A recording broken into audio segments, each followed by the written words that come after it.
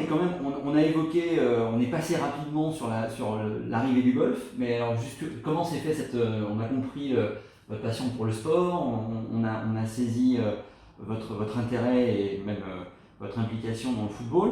À quel moment est arrivé le golf et quelle place occupe ce sport justement dans votre univers sportif? J'ai pratiqué à peu près 7 ou 8 sports. De 9 ans à aujourd'hui, et je les ai pratiqués presque tous en compétition, avec des préférences pour le football par exemple, puis le tennis. J'ai créé un club de tennis à l'époque où c'était pas la mode non plus, qui est devenu un centre de ligue aujourd'hui à Pau, et j'ai fait beaucoup d'athlétisme, qui était la base de tous les sports à l'époque. Mais j'ai d'autres expériences sportives. J'ai toujours eu envie de pratiquer le golf. On en parlait peu en France, mais c'est quelque chose qui m'attirait. Il y avait très peu de parcours à l'époque. Oui, il y en avait très peu, il y en avait à peine une petite centaine. Tous les départements n'en avaient pas. C'était en plus assez fermé souvent. Voilà, et c'était un milieu très fermé, comme le tennis. La première fois où je me suis intéressé de près au tennis, c'est-à-dire en regardant des gens jouer tout en blanc, on va dire un petit peu, je ne sais pas quel mot employer, l'aristocratie, les commerçants, les professions libérales, notabilité locale, sur 2 terrains en terre battue, à côté de la piste d'athlétisme et le terrain de football où je m'entraînais, souvent tout seul. Et je me suis approché des grillages pour regarder cette balle qui passait. Je devais avoir 10 ans. Et on m'a demandé assez fermement de m'éloigner. Voilà. Je me suis vengé plus tard en créant un golf de tennis dont je suis toujours président d'honneur. Voilà. Le golf, je n'ai pas eu l'occasion de faire la même chose puisqu'il n'y avait pas de golf dans mon département de la Vienne. Et sauf un petit 9 trous qu'avaient laissé les Américains en partant. Voilà. Donc, et le golf est venu, non pas par hasard, parce que j'avais vraiment envie, quand j'étais proviseur pour un anniversaire, il y a un professeur qui m'a offert un fer-7. Il savait que j'aimais beaucoup le sport, et puis évidemment avec ce fer-7, j'ai bricolé un petit peu partout sur les pelouses. C'est la base, hein, voilà. Et puis quand je suis arrivé dans un autre poste à Pau, Pau qui évidemment est le lieu qui possède le plus vieux golf de l'Europe continentale, ça doit être 1856, qui a été dirigé d'ailleurs par d'anciens élèves de chez nous après, directeur. Là je me suis beaucoup intéressé au tennis, après le football c'est classique. J'ai créé ce club, j'ai entraîné les équipes, on a fait des choses très agréables pour démocratiser véritablement le tennis. Et puis un ami qui lui était à 100% dans le tennis, il est toujours d'ailleurs, Jean-Louis Rancézo, m'a proposé de faire une partie de golf, de découvrir un golf. Je lui ai dit, bah écoute, j'ai jamais joué, mais pourquoi pas. Voilà. Et j'ai fait mon premier parcours de golf avec lui sur le golf le plus ancien d'Europe continentale, à Pau. Ça a commencé comme ça. Et j'avais vraiment envie de me mettre au golf, parce que c'est un sport où on redémarre, j'avais la quarantaine, on redémarre. Oui, ça ouvre de nouvelles perspectives. Voilà. Je jouais beaucoup au tennis, je ne jouais plus du tout au football. Mon jubilé avait été fait. Et j'ai donc commencé à m'entraîner tout seul et à créer à l'intérieur du lycée, parmi les 40 clubs que j'avais organisés, un club d'apprentissage du golf. Voilà. Je ne savais pas jouer, hein. Mais on s'est renseigné et puis on a commencé des initiations de façon très particulière. Dans le parc du lycée, il y avait un petit mur, il fallait passer au-dessus, il y avait des arbres, c'était les cibles, etc. Et donc, ça a commencé comme ça, et je me suis rendu, j'ai été invité à l'inauguration d'un golf en 85, dans ma région d'origine, à Loudun, et j'ai participé à cette réunion, et comme on me connaissait bien, à la fin, on a dit, bon, il faut créer une association, est-ce que tu veux en être le président? Et je me suis laissé faire et les choses ont commencé comme ça. D'accord. Donc dans un golf public et on a tout de suite, j'ai créé une école sur le modèle de ce que je faisais en tennis. On a créé une école et 1 an et demi après, on a amené 9 joueurs au championnat de France. D'accord. Vous connaissez, hein, vous savez ce que c'est, c'était pas mal du tout. Ouais. Voilà. Et ça a été le début. Il existe toujours ce Il existe toujours, oui, il existe toujours. Et un de mes fils, mon fils aîné, qui était étudiant à l'époque, pour gagner un petit peu de sous l'été, il m'a dit, est-ce que tu m'aiderais à organiser des stages de tennis? Lui était tennisman. Et je dis, on pourrait peut-être faire tennis et golf sur le golf de Loudun. Et avec une thématique qui était une partie études. Il y avait 1 heure par jour d'études. On proposait aux parents et aux élèves donc 1 heure d'études uniquement basée sur la méthode de travail. Voilà. Et ça a connu un très grand succès. Et voilà, les choses se sont engagées. On a été amené à répondre à des sollicitations. Et on va dire en famille, on a créé avec le golf de Loudun le premier golf études de France de très loin. On était en 1985. D'accord. Voilà. Pratiquement tous ces élèves d'ailleurs sont aujourd'hui enseignants de golf. D'accord. Comment s'organisait l'hébergement autour, par exemple? Combien d'étudiants vous receviez dans ce sport-études? Alors le premier sport-études, on a fait un hébergement sur le golf de Loudun avec un petit internat qui a évolué ensuite parce qu'il y a eu des soucis dans le golf de Loudun et ça n'a pas pu continuer sous cette forme.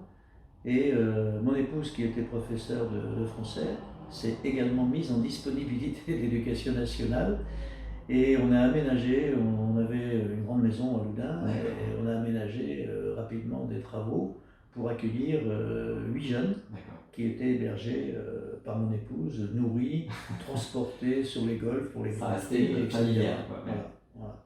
C'était toujours par hasard, vous voyez, c'est beaucoup de hasard. Enfin, des intentions posées, mais en tout cas des opportunités qui se présentent. Alors, vous êtes à ce moment-là en disponibilité déjà, donc tous les deux pour le coup, de l'éducation nationale? Non, moi à l'époque j'étais conseiller du ministre de l'Éducation nationale. D'accord. Et donc, quand je revenais dans ma région, je m'occupais du golf, je gérais aussi à distance, c'était pas très compliqué. J'avais l'habitude de gérer des établissements et de gérer des clubs de tennis qu'on avait lancés complètement à partir de zéro. Noah n'avait pas encore été champion de France. Non, c'était pas le grand. Mais il était venu nous voir. On avait sympathisé avec lui. Donc, on a, si vous voulez, à cette époque, le golf était encore un milieu relativement fermé. On se proposait de faire ce qu'on avait fait dans le tennis, c'est-à-dire de l'ouvrir, en gardant malgré tout les yeux sur la réalité, parce que c'est difficile de faire venir beaucoup de jeunes au golf et ensuite ils se trouvent devant des portes qui ne s'ouvrent pas facilement. Oui. Ça peut être très risqué. Il faut toujours réfléchir aux conséquences d'actes qui paraissent positifs. On le voit souvent avec les grandes envolées dans certaines bonnes intentions aujourd'hui. Oui, qui ouvrent des voies et qui amènent à des impasses. Qui est parfois un réveil difficile. Donc, on a malgré tout créé une école de golf avec le soutien de la mairie de Loudun et René Monory, qui était à l'époque, qui devait être président de la région Poitou-Charentes. Et on a fait passer 600 jeunes des écoles qui étaient surtout des écoles rurales de 47 communes en initiation de golf. On a formé rapidement dans le cadre du volontariat du service militaire, je ne sais plus, ESNA. On a formé un jeune qui jouait déjà au golf et on en a fait un assistant de golf. Aujourd'hui, il est professeur de golf. D'accord. Et on a fait tourner un nombre très très important de jeunes. Dans ce petit club et ça continue, de province. Ça continue, ça fait 35 ans. Voilà. C'est intéressant justement ce parcours qui est le vôtre, qui n'est pas, qui est loin justement de Paris, avec notamment, déjà à l'époque, le golf en France était très très centralisé sur la région parisienne, avec beaucoup de choses qui s'y passaient. et le fait de créer des choses à l'extérieur de ça, peut-être que justement ça ouvre des possibilités, parce qu'il n'y a rien et tout est à faire en fait. Il n'y a rien, il y a des contraintes, parce que la fédération régnait sur le golf dans la foulée de ce qu'elle était, de ce qu'elle avait connu et développé. Et c'était un milieu qui était surtout un milieu de club, on va dire presque de country club. Oui, une espèce d'aristocratie. Voilà, c'était comme ça, comme avait été le rugby à l'origine, hein, ou le football. Hein, à l'origine, c'était le même fonctionnement. Et moi, j'avais une volonté d'ouvrir, par concept personnel, si vous voulez, et parce que je faisais en milieu scolaire, et parce que je faisais également encore en tennis, et avec succès. On ouvrait, mais c'est plus facile d'ouvrir le tennis et de favoriser l'accès derrière. Ce n'était pas tout à fait la même chose pour le golf. Mais une petite anecdote, j'ai pris les responsabilités rapidement au niveau de la ligue de golf. C'était la ligue Poitou-Charentes. Et dans cette ligue, je me suis plus spécialement occupé des jeunes, et donc des écoles de golf. Et lorsque j'ai voulu créer un championnat départemental des écoles, j'ai eu un interdit de la part de la commission sportive de la fédération. Et je leur ai dit, bon écoutez, interdisez-le si vous voulez, mais on va le faire. C'est parce que si on fait les écoles de golf et qu'on ne les met pas en compétition, il n'y avait rien d'organisé comme aujourd'hui, sauf le championnat de France. Pour quel motif? Parce que c'était comme ça. Et surtout les départements, la fédération de l'époque se méfiait. C'était une réalité. C'était l'époque du président Cartier que je rencontrais tous les 2 ans, à qui j'ai tout expliqué de ce que je faisais jusqu'ici après. Mais en refusant les freins qui ne correspondaient pas du tout d'abord au rôle de la fédération, dont le rôle principal c'est de favoriser la politique sportive de son sport, donc du golf. Et donc une mission du ministère de l'Éducation nationale, qui en cascade va jusqu'à l'association sportive du club. Mais il y avait un hiatus par rapport aux autres fédérations, il n'y avait pas de comité départemental. Voilà. Et donc on ne pouvait pas organiser quelque chose au niveau départemental.